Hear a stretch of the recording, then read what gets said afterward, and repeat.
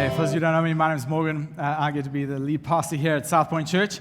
I'm married to Kelly, and I have two kids. Taylor, who is 7, turns 8, can you believe it, in a couple of weeks' time. And my other child's name is Lakin. She's 5, and she's a fireball, and we love her. And we have been able to call this church our home for, I think, the better part of about 12 or 13 years. And so it's been a great, great journey. I've only been the lead pastor here for 6 years, and for those of you, Jay calls me Pastor Morgan. It's just Morgan, okay? So I'm just a regular human being, so that's just the way it is. But we've been in a series called The Grass is Always Greener, and what we said from the very beginning is we'd finish that statement by saying the grass is always greener on the other side, right? In fact, in week 1, I said the grass is always greener on top of the septic tank, which is true, right? And some of you even sent me photos, and I'm so grateful that that's the only thing you took from my message in week 1.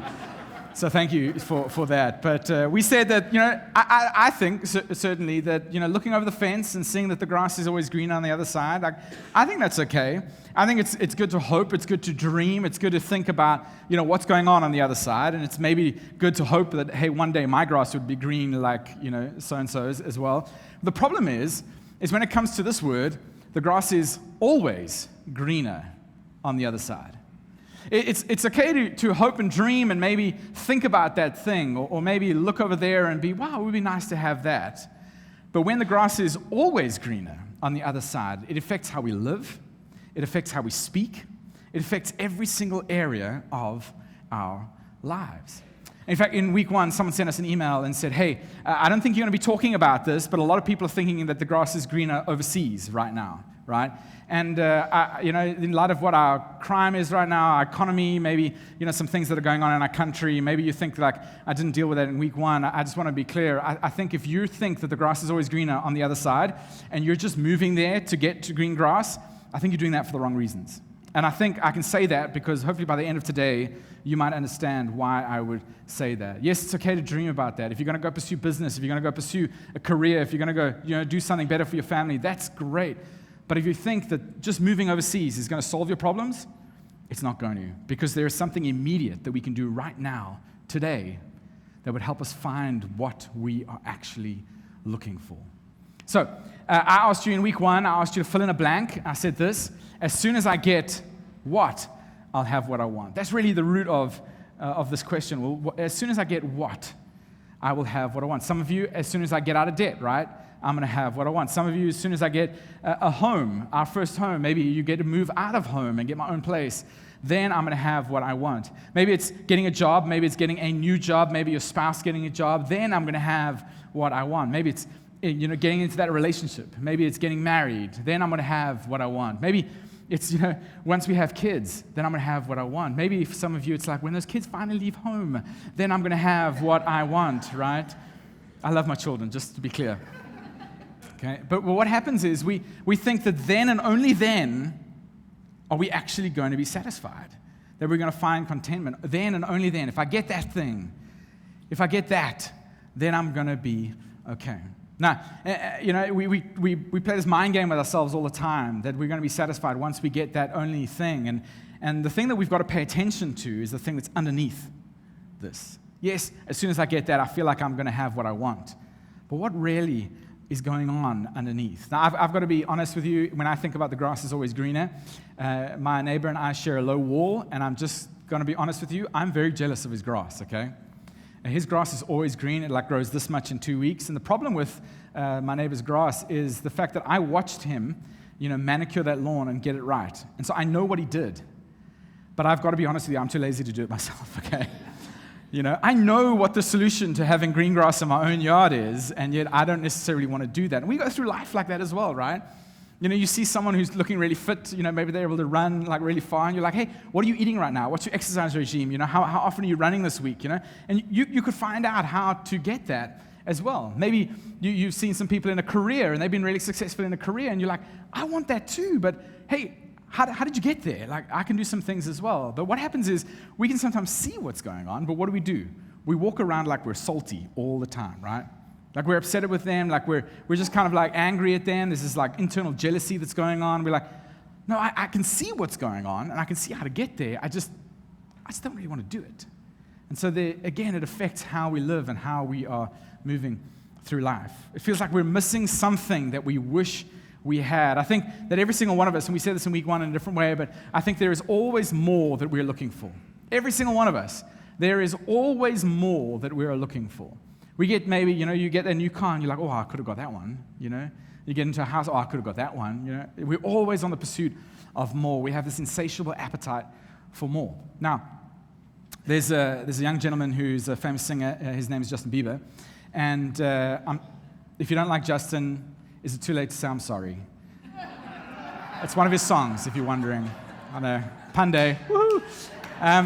Anyway, he says this, he posted this a while ago on Instagram, and it honestly went viral, and it's so interesting what he said. He said this, he said, hey world, that glamorous lifestyle you see portrayed by famous people on Instagram, don't be fooled thinking their life is better than yours. I can promise you it's not. And do you know how people responded to that? Justin, who do you think you are, man? You're like a celebrity. You've got everything. How could you say something like that? I mean, you can just go down to the shop and buy whatever you want, Like, I want that thing. You could just go and buy that thing. You just go on Amazon and, buy that. Take a lot, anything. You could just get anything, anywhere, anytime. Justin, how could you say that? You know what most people were saying to Justin is this, that, hey, because you have a lot, you can't have it bad. Hey, Justin, you have everything. Okay, you can't have it bad. But Justin, he's experienced some things in life, and you often see this with celebrities, and maybe you've experienced this yourself, that we go in the pursuit of having something or having, that job, or we work really hard to be able to get that thing, save as much as we can to buy that home or buy the thing, thinking that is going to bring us contentment, that that's going to satisfy us. And Justin's basically saying this, that, hey, having doesn't satisfy. Having doesn't satisfy. Yeah, I can have all the money in the world, and I can go want to buy all those things as much as, and I can go in pursuit of whatever it is. I can go on that holiday. I can go on that vacation. I can, pursue whatever it is. But honestly, stuff ain't enough. The stuff that I think is going to help me fix what I'm feeling, it's not enough. And you've maybe heard the phrase, well, money can't buy you happiness. I've got to be honest. I look at my life, like, I like new stuff. I like new gadgets, I like new clothes, I like new shoes, I like new things, I like new car smell, right? I like new things. And it seems, though, even if I look at on my own life, money can't buy you happiness. I don't think I believe that. Because I think I can go out and buy something, and it's going to make me happy. Or I look at someone else, and I'm like, hey, they've got that thing. They've got the new iPhone. Like, hey, it's making them happy. They take some great photos and post them on Instagram, right? Like, I want that thing. That's going to make me happy, right?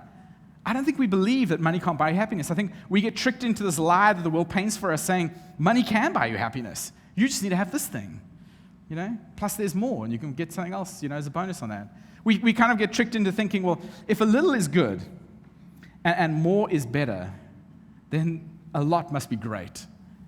That's the message we receive on a daily basis. In fact, there's a book, it's called The More of Less, Finding the Life You Want Under Everything You Own. It's a great book, okay? The title's not so great, but it's a really, really great book. It says that we receive about 5,000 adverts a day trying to sell us something.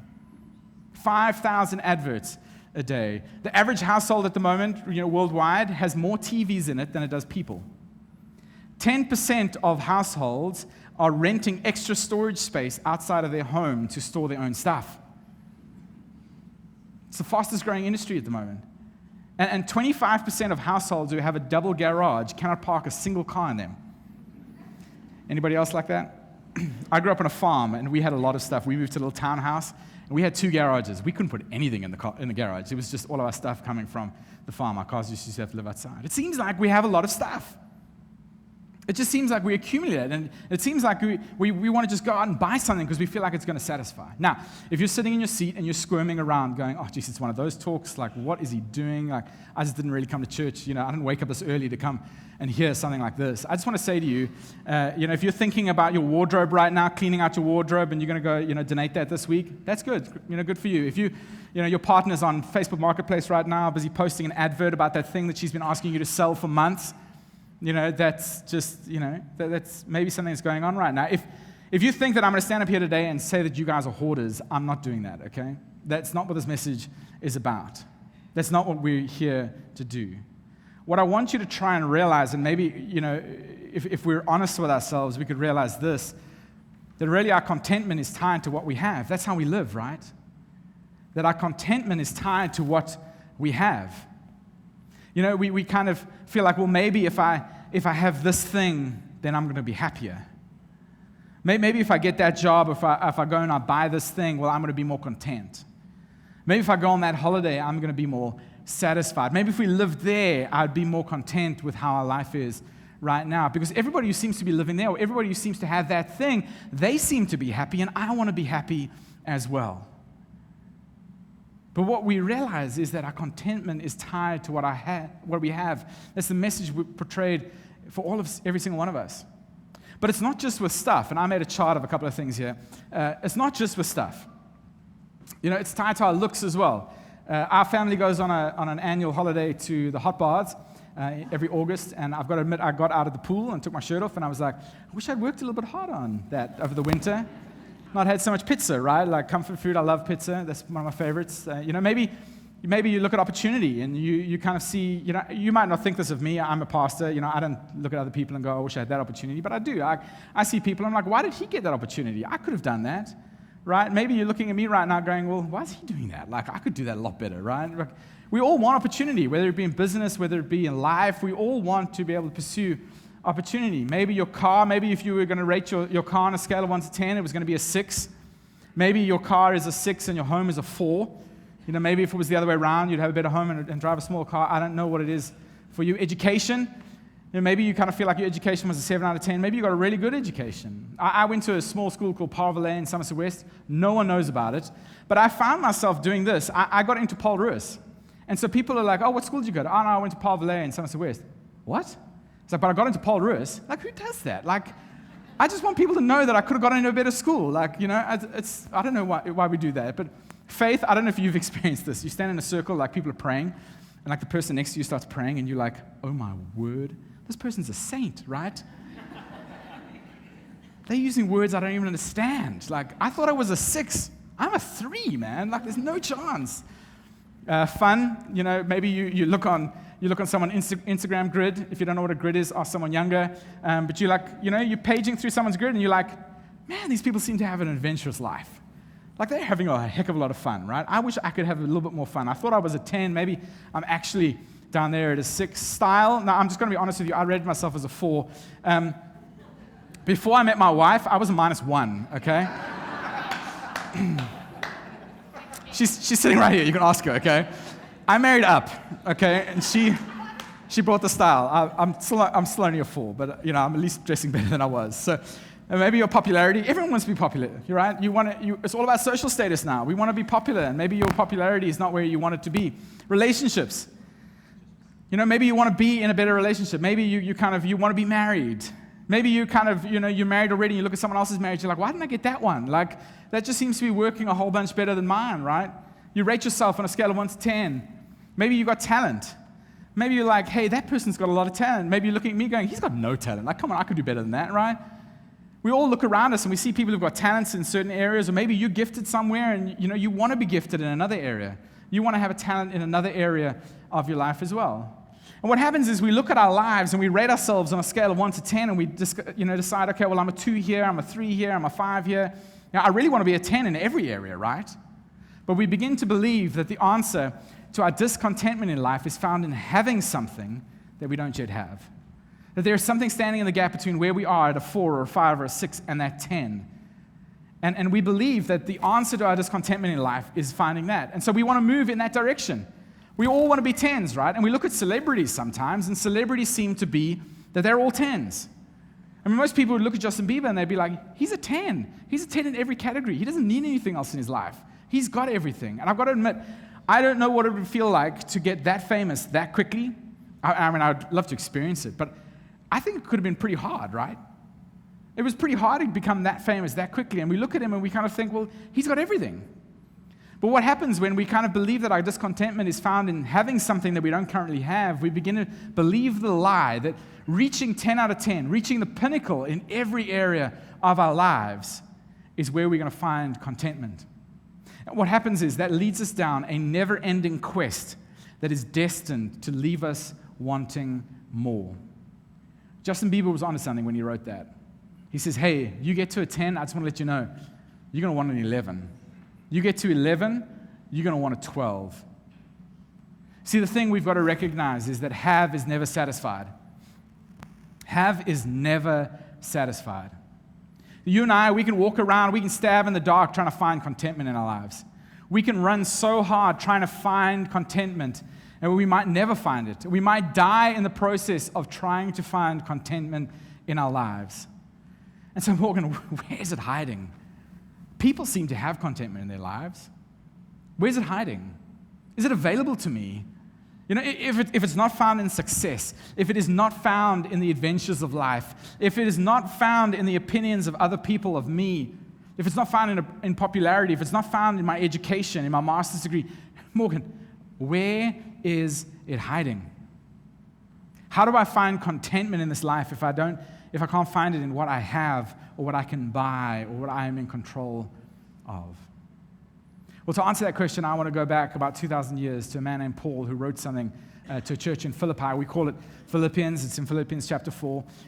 Paul has this conversion moment. He's a Jew and trying to stamp out Christianity. He has this moment with God on the road to Damascus and ends up becoming a follower of Jesus, ends up planting a whole bunch of churches around the Mediterranean basin. And so he goes to the place of Philippi. He plants a little church, and then he moves away and he starts writing letters back to this church. And at this point in his life, he's in prison. And so he's writing a letter back to the church in Philippi to equip and encourage them. And the church in Philippi have kind of sent him a care package. And they've said, hey, thanks so much for helping us start this whole thing. And, we heard you in prison. We want to kind of, give you something back. And so he's writing a letter of thanks back to them. And kind of at the end of the letter, he says this: I rejoice greatly in the Lord that you at last, you renewed your concern for me. Indeed, you were concerned, but you had no opportunity to show it. And so he's in prison. They've written him a letter. They're saying, hey, send him a care package. Thanks for what you did for us. We heard you're in need. Here's like a care package. But look what he says next. I am not saying this because I am in need, for I have learned to be content, whatever the circumstances. Paul, hold on. Yeah, Paul, you're in prison. How can you say you don't have a need? Like, can we pray for you? Can we go to the judge and petition to get you out? Like, there must be something that you have a need of. Now remember, most people in this era couldn't read, and so there was probably one person who could read, and they're standing at the front and they're reading this letter to Paul, and they would have probably said, hey, Paul wrote this from prison, and we all know what Paul's going through, that's why we sent him the package, remember? And they're reading this out to him, and they probably, just like us, they're probably sitting there comparing their lives to their neighbors and to Paul's, and Paul's in prison. I'm free, I get to walk around without shackles. Yes, I'm under the oppression of Rome, but I get to experience a free life. And they're thinking, Paul, how can you say this, that you're not in need? I mean, Paul, you're in prison. Of all the places to be, you're in prison. How can you say you do not have need? And Paul carries on and says, I know what it is to be in need, and I know what it is to have plenty. So he says, I know both spectrums of the scale, okay? I know what it's like to have all kinds of stuff.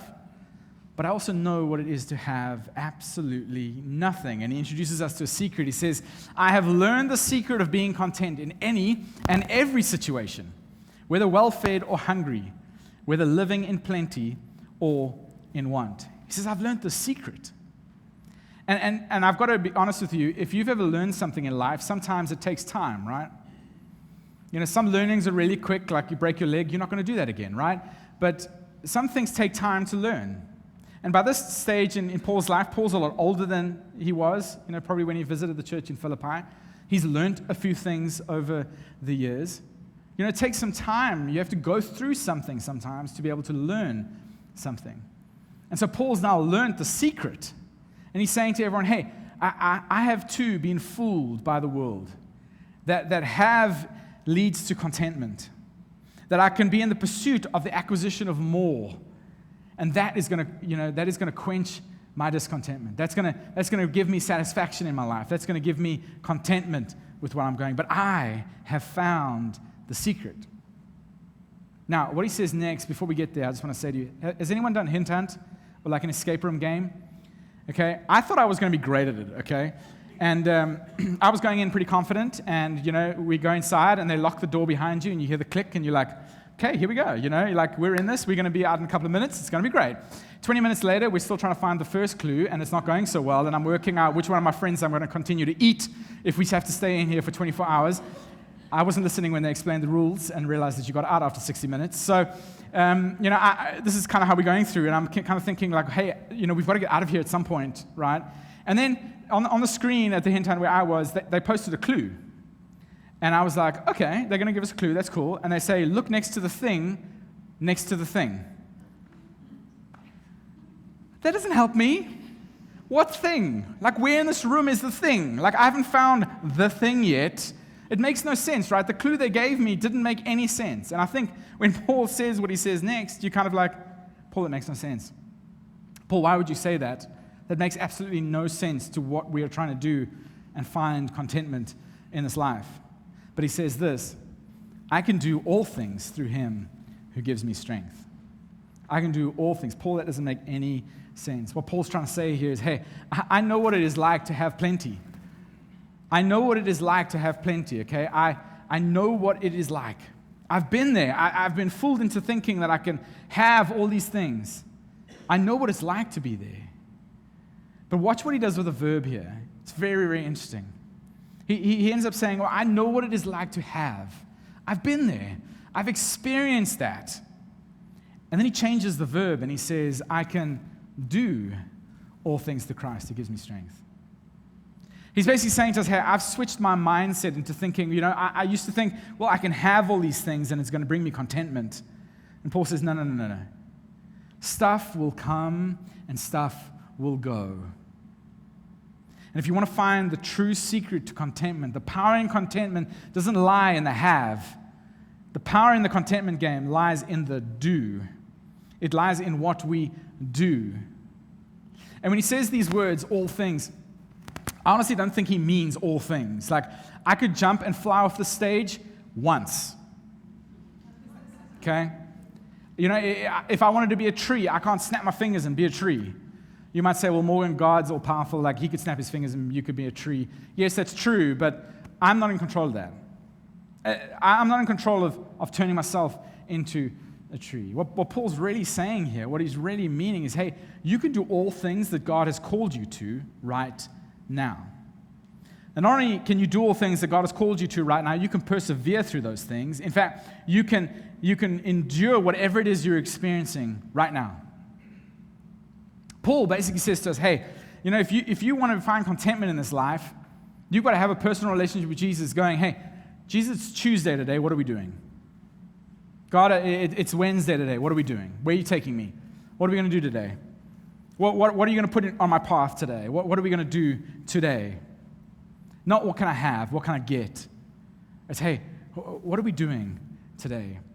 We need to be in a relationship with Jesus. We need to be on a personal relationship where we are more concerned with his leading than our having. So often we so about the immediate. We want this thing right now. That could be part of God's plan for us. But we need to be more concerned with God's leading than our having right now. Because honestly, have just won't do. Have just won't do. And you and I both know this to be true. Because when people are lying on their deathbeds, what do they say? They don't say, man, I wish I had a new car. I wish I had a new house. I wish I had, the latest iPhone. They don't say those things. I wish I had done something about that relationship with my brother. I wish I had extended forgiveness to that person. I wish I had done something about that. We get to the end of our lives and realize that it's all about the do, not about the have. So you might be sitting there, well, Morgan, what are we to do? If we're supposed to do something, if it's not about having, what are we to do? And I just want to be clear right up front here. If you're here this morning, maybe you've had a bad church experience and you kind of feel like this is the point of the message where I'm going to be like, you just need to read your Bible and pray, okay? And you're going to be okay with God. Here's the recipe for what you need to do to make God content. I just want to let you know, God is content. Here might be the first time you've ever heard this. God's happy with you. God loves you. He cannot love you more, and He could not love you less. He already thinks the world of you. And if you think that you can do a couple of things that you're going to get in right standing with God, you're already in right standing with God. But the key to find contentment, God speaks through Paul. Paul says, hey, if you want to find contentment, then you've got to do a whole bunch of things. Now, I wrote a list down, and I want to read this list out to you, but I feel like I'm going to hit a couple of you in the room. There's a broad spectrum of people here, and so hopefully I'm going to get a whole bunch of you with this list. But I want you to think about, what are some things you can do? What are some actual things that you can do? Maybe you're enduring something challenging right now, and you need strength to endure it. Maybe you're facing a medical diagnosis. Maybe you're facing something at work. Maybe there's talk of retrenchment and stuff. I just want to say to you, Christ's going to give you the ability to endure that. He's going to give you the ability to be able to do that. Maybe your do is raising children with patience, emphasis on patience, right? And joy. Again, I love my children. But maybe your do is to be a light in a really challenging situation. Maybe you're a builder, maybe you're a contractor, maybe you're in real estate, maybe you kind of, working out there as a trade. What if your do was to be a light in that situation? That you were like the best contractor, real estate agent. You were the best at what you do. The people look at you and go, there's something different about that guy or that girl. There's something different there. Maybe that is what your do is. Maybe you're a prayer warrior. Maybe you just need to pray. Maybe your do is to be a teacher that brings a positive attitude to a really difficult situation. Maybe it's not a great work environment. Maybe you would bring positivity to that environment. Maybe your do is breaking up with that person you know is not making you better. Morgan, you're getting too personal, right? Maybe your do is to call that person and ask for forgiveness. Maybe your do is to actually extend forgiveness to someone. Maybe your do is living differently among your family to show them what God is actually like. Maybe your do is to choose your family over your phone. Morgan, that's enough. Stop right now. Maybe your do is to get off Facebook and get onto the floor and play with your kids. Maybe your do is to be part of racial reconciliation and striving for unity in our community. That rhymed, wasn't meant to. Maybe your do is to confess an addiction, maybe for the first time. Maybe your do is to make a ton of money and make a difference with it. Some of you are like, I'll do that one, right? Maybe your do is to finally go to counseling and work on your marriage and fulfill the vows that you promised to. Maybe to forgive someone for not fulfilling the vows that were made on your wedding day. Maybe your do is to leave the bitterness and the regret behind. Maybe your do is to tell your children on a regular basis that you're proud of them, to get it out of your mouth, that they might hear that you're proud of them. Maybe for some of you, your do is to actually be proud of your children.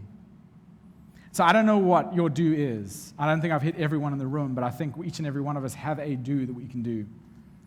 That we're able to do something that we might pursue contentment. And for those of us who are Jesus followers, those who are followers of Jesus, we have been called to another level. We've been called to love our enemies, to serve one another, to be humble, to love your neighbor as yourself, to be kind, to share the good news, and to love difficult people. That's our do. That's our do. And I want to just tell you, if you want to find contentment in this life, you need to elevate do over have. If you want to find contentment in your life, you need to elevate do over have. Now, we're getting towards the end of the year, and there's something that happens at the end of every year. And I want to give you something tangible that you can do for a group here at this church. And at the end of every year, what typically happens in churches, especially when students get to matric, is that we kind of, they write their finals and we kind of like goodbye and good luck, right? There's not much follow-up. There's not much, we go with them. Maybe they move to a different, town to go to university. But that's kind of been the attitude of not just our church, but most churches, right? We're just like goodbye and good luck. And if you read any studies when it comes to students and their faith, especially when they leave high school, a large percentage of them will lose their faith, even an 18-year-old faith. They will lose their faith within the first 2 weeks of university. 18 years down the drain, gone. I don't think that we can continue doing that anymore. And so I'm going to ask you to do something for a group of matrics here at this church, because I think that we're family and we take care of our family. that we want to go with them. We just don't want to say goodbye and good luck. And so I'd love for you to take out your phone right now. I'd love for you to snap a picture of this. This is the group of matrics we have here at South Point this year. And Robin's email is at the bottom there. And what I'd love for you to do is I'd love for you to pray for them. But if you want to go with them for next year, I'd love for you to do something else. I'd love for you to contact Robin and maybe explain to her what you'd like to do. Maybe you want to send them a care package. They're moving, maybe they're going to go study in Port Elizabeth or Durban or Johannesburg. Maybe you want to send them a care package at the beginning of next year. Maybe you want to send them a message at the beginning of next year and say, hey, how's it going finding a church? Hey, I just want you to know we're praying for you. What can I pray for you about? Hey, do you have a need right now that I can help you with? I would love for us as a church to be able to go with these students, that they might feel like it's not just goodbye and good luck. It's, hey, we're going with you. We want to support you. Yes, we're going to pray for you during your exams as you start writing in a few weeks' time. But hey, we want to go with you into next year as well, that you might hold firm to the faith that has been planted within you of these last few years. So I'd love for you to snap a picture of that, get in touch with Robin, that we might go with these students. Now, to land the plane today, to kind of bring this whole thing home, I want to do an illustration. So Jay's got some Mountain Dew that I picked up, and it's neon, and it glows in the dark. We've tested it. It does, okay? It's also got the highest amount of sugar, so it's a great drink. I just want to know, has anybody got a birthday today? No, not 5 months ago. I know you want a Mountain Dew. Anybody had a birthday this month? Anyone coming up? Here we go, okay? There we go. Mountain Dew for you. Anyway, another one there. Well, I've just got one here. Do you want to catch? I'm not going to throw it. Come grab it down here. If I throw, I'm going to get in trouble. Just pass it down there. I'm going to get in trouble if I do that. Anyone really tired today? First hand up. Here we go. There we go. Oh, she dropped it. Okay. Thanks, Jay. Anybody here who knows that this week is going to be really rough, right off the bat? You've got a really challenging week coming up? Yeah, here we go. There we go. A 2-liter just for you, just so that you know it's going to be, we want to go with you. And so hopefully that helps. Don't open that just yet, but what I do want to do is, and if you're sitting here this morning and you're like, I didn't get a Mountain Dew. I'm sorry, budget doesn't allow me to buy you Mountain Dews for everyone. But you can pick one up at pretty much every petrol station. And so just go in there and grab one. What I want you to do is actually go and buy yourself a Mountain Dew.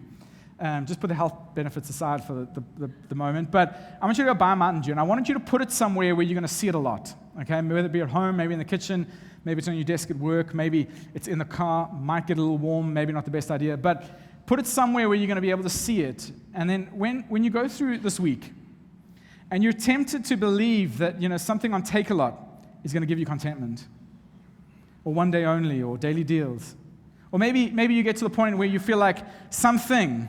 If I get that thing, it's going to give me contentment. Maybe you feel like if I go somewhere, if I go on that holiday, we move there, that's going to bring me contentment. If you get tricked into thinking, well, hey, if I achieve that thing, I'm going to find contentment. I want you to look at that Mountain Dew, and I want you to remind yourself to do the do. Do the do. Do the do. Okay? It's silly, I know. But every time you're going to see a Mountain Dew, you're going to remember this. I can tell you that. Okay, so I would love for you, as you think you're going to find contentment in something, I want you to remember to elevate do over have. I can do all things through Christ who gives me strength today. It's not about have, it's all about do. Let me pray for us. Father God, thank you that we have the opportunity to learn something that not necessarily has been around for a couple of weeks or months, Father, that something's been around for centuries. That Paul wrote about this, that he's experienced what it's like to live in poverty and what's it like to live with riches. And Father, that he learned the secret that it's not about what we have, it's about what we do. Father God, I pray for the person here today that maybe they're still pushing back on this message. They're thinking, I can see what my neighbor has and I want to pursue that. Father, it's fine to want that. But Father God, it's more about listening to your leading than it is about our having. Father, give us the patience to be able to experience that season. And Father God, would you help us to realize that today I have the opportunity to do something and that we might have the courage to go out and do those things. Father God, we love you. Thank you for your Son. And it's in his name we pray. Amen.